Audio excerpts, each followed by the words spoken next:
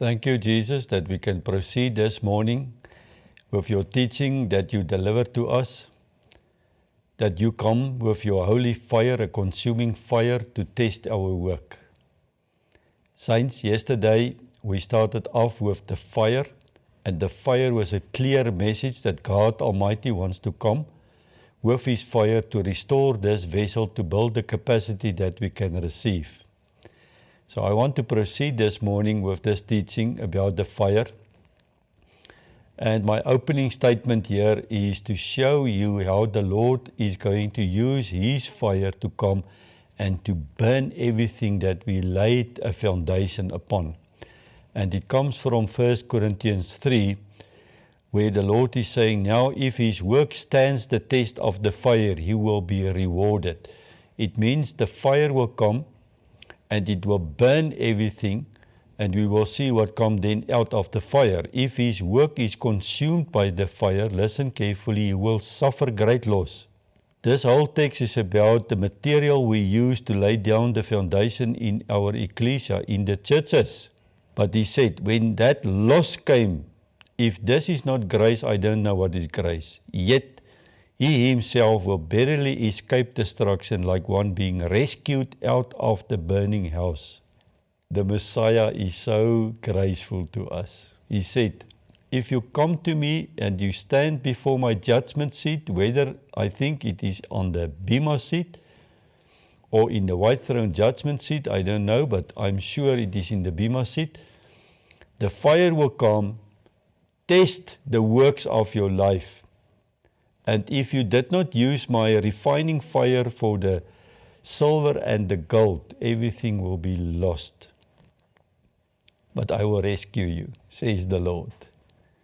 So man's work will be tested to enter an unshakable kingdom. I think the message is very clear, what we talked yesterday, that He will come with His refining fire to test our work. There is a shaking that is coming to this earth. What is this shaking all about? The shaking is to give us a kingdom that is unshakable. Saints, that is our inheritance. The Lord Almighty wants to make very sure that we inherit the kingdom, and it must be an unshakable kingdom. And for that we need a refining fire.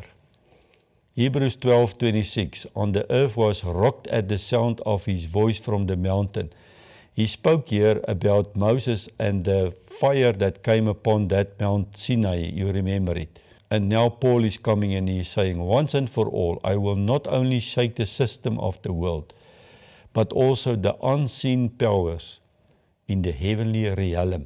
I just recorded now a teaching in the Psalms. Go and listen to the prophetic word for 2026, where in the Psalm the Lord is saying, I will shake even and the people's heart will be tremble. Once and for all, clearly indicated a final removal of all the old things that are shaking. The old order, only what is unshakable will remain. We are making ready for the millennium reign. It is very uncomfortable because in the shaking the Lord is saying, I need to take away that is not from me. Because when I come back, I enter now the millennium reign, my tabernacle where I will tabernacle with you on earth. And you cannot enter into the millennium reign with things that is not built on my foundation, says the Lord. Since we are receiving our rights, this is for me amazing text, Hebrews 12:28, we have a legal right. We receive now our rights as the kingdom citizen of the New Jerusalem. To what? To an unshakable kingdom. We should be extremely thankful and offer God the purest worship that delights His heart as we lay down our lives. Saints, I can now speak the whole day. To lay down your life is the previous recording that I put it on the table. We need to bring our lives as a sacrifice on the altar, absolute in surrender, filled now with awe. This holy consuming fire, Hebrews 12:29, is because I am God, I am holy, I am a devouring fire, says the Lord. There can nothing can come in His presence that is unholy. So therefore, holiness is coming through the fire. And it was so a beautiful picture when He said to me, that fire will restore the vessel, that I can build the capacity for you to carry the weight that I want to unleash now on this earth. So here we find the text in Exodus 34, that the Lord is saying that I'm a jealous Lord. I'm the only God, and you must worship me. You cannot worship any other God. You need to have a relationship with me and you. And so that fire is also to bring back a pure relationship between Him and you. And when Moses asked Him, Lord, who is it that is sending me in Exodus 3? He said, I'm the great I am. His name is Ehyeh. It is the first person that He is speaking. I am the great one. I will be. It is rooted from the word Haya in Hebrew, and it means to be. The great I am, the consuming fire, the jealous God is coming and say, I claim you for me. I will not share you with anything or anything else. Isn't that amazing? Saints, when the Lord is asking Moses, this is now holy ground, take off your shoes. Know therefore today, the listener, that He who goes before you as a consuming fire. When I release the word, the prophetic word of 2026, the Lord make it very clear that I want to guide you through your life journey. And this consuming fire is going before you. It's like a chariot of fire, paving the way, just as David wrote in the Psalms, that he opened the Red Sea for the ancestors Israel to go through into the promised land. And then He's coming, I will destroy them and subdue them before you. Isn't that beautiful when the Lord is saying, my consuming fire is not to destroy you. My consuming fire is actually to bring you to a place where I want to bring purity in your life, and everything around you that is not pure will be destroyed. And I think we will come to that. And that is exactly what had happened in the furious fire of Nebuchadnezzar. When Daniel's friend went in, they were so pure that that fire could not destroy them because of their purity. There were 4 people. And everything impure around the furnace fire was just totally destroyed. Now the appearance of the glory of the Lord was like a devouring fire in Exodus 24, on top of that mountain in the sight of the people of Israel. Please go and read that chapter for you, because you will see that the sound on Mount Sinai was so extensive that they feared and they trembled and they stepped away and they said, no, Moses, we don't want to talk to this God. You go up the mountain and you speak to Him. And that is what Paul is saying here in Hebrews 12. He's speaking about that mountain, but now, once and for all, He will not shake the mountain. He will not only shake the world, He will shake the heavens and the man's heart, so that we can enter an unshakable kingdom.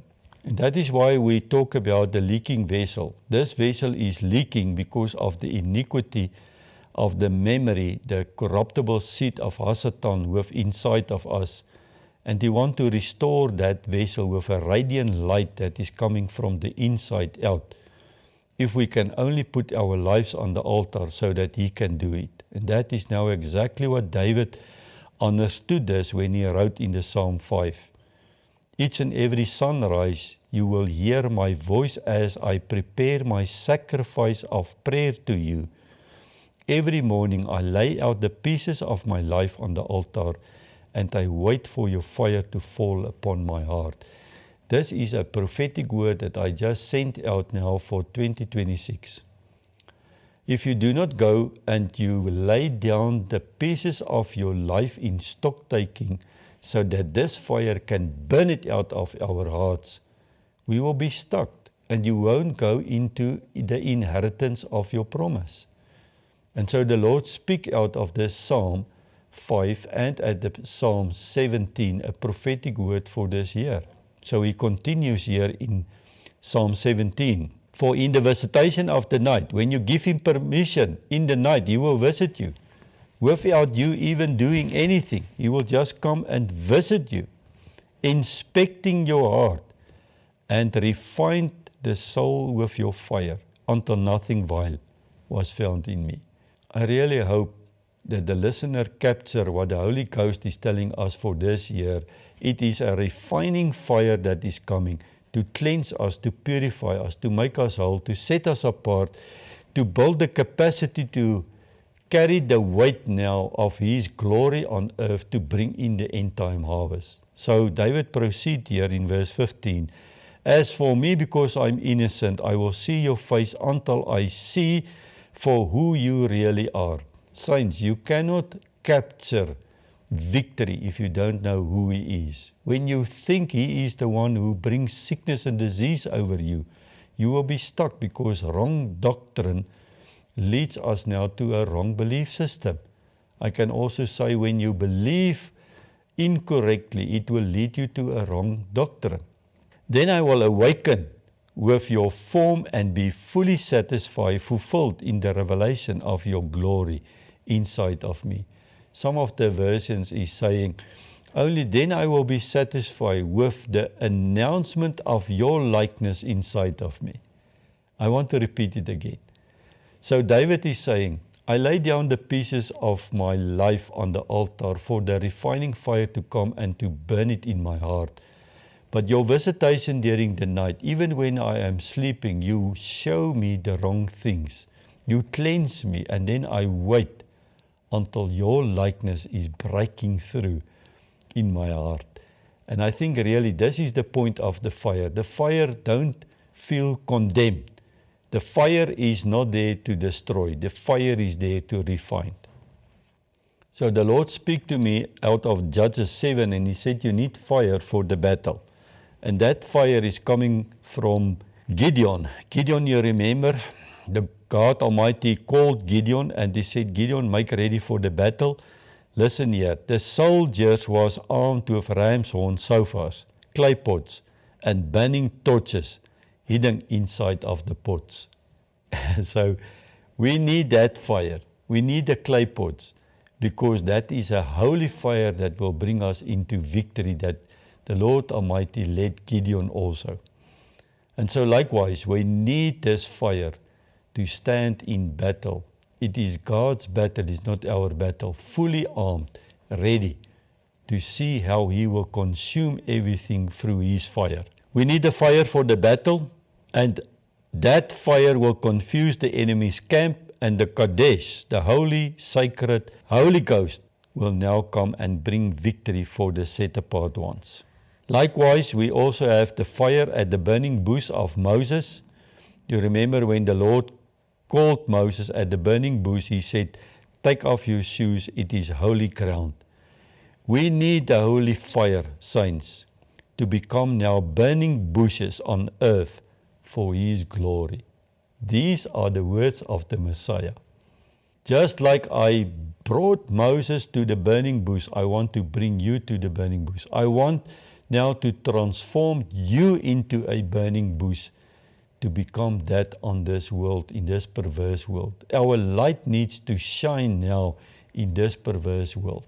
There is actually no shortcuts, and we cannot release fire from our gatherings. I cannot release a fire and tell the saints, fire come upon you. No, this fire can only come through and by the Messiah, through His baptism of fire. I fully discussed it in the previous recording, where John is saying that I come now and immerse you into this water, but there is someone coming after me, and He will immerse you now into fire.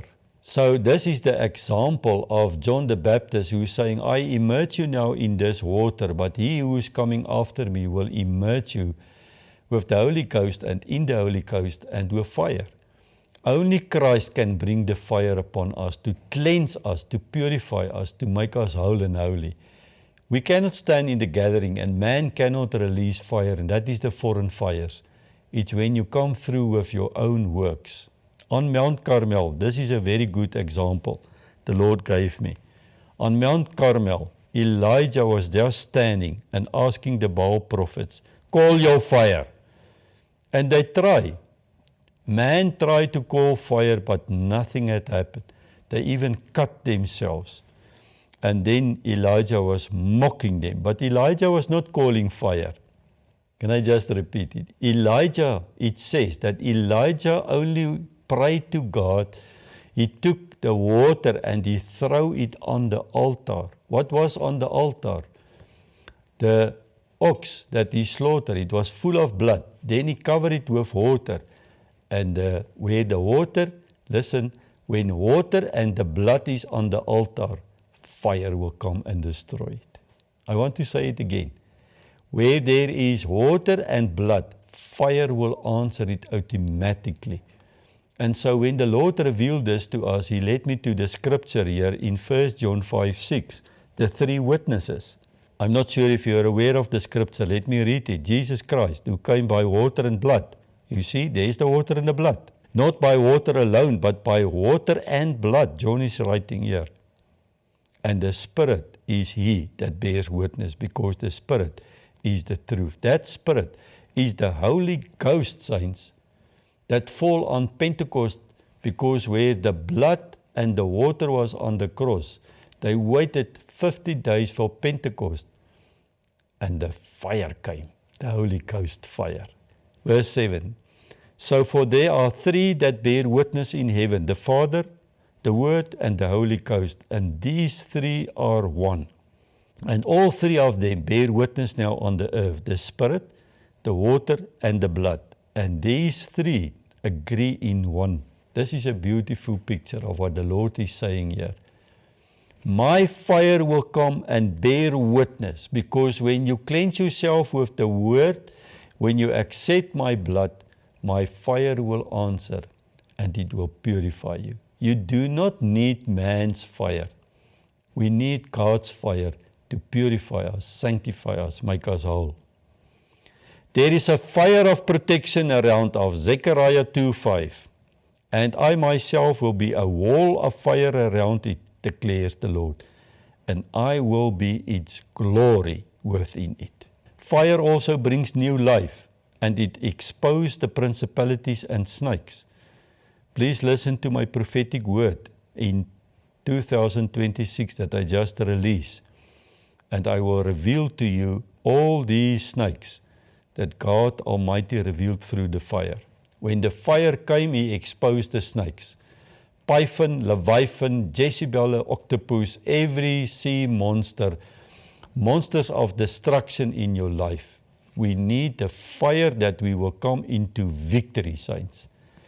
Fire is out there to expose these principalities so that we can come out victorious. I'm going to release a teaching that the Lord revealed to us, that He is going to release now the spirit of Jonah. Why? To call the nations unto repentance. I don't know if you know, but South Africa is a nation. And if you do not yet have a heart for the nations, then I don't know how the Lord is going to use you. He is going to use you somewhere, but His heart is now nations. And He is calling the nations now for repentance. That is just how the timeline is working for judgment. The Shar Shalom can only be in a balanced scale when there is the word of the Lord, the water, and the blood of the Lamb. And I already showed that in the previous recording, and I just want to show you again this morning. Shar Shalom, the Prince of Peace, bring the balance in the scale. And that balance in the scale can only come through the washing of the word, the water. And when the blood is now balancing the scale, automatically the fire will answer.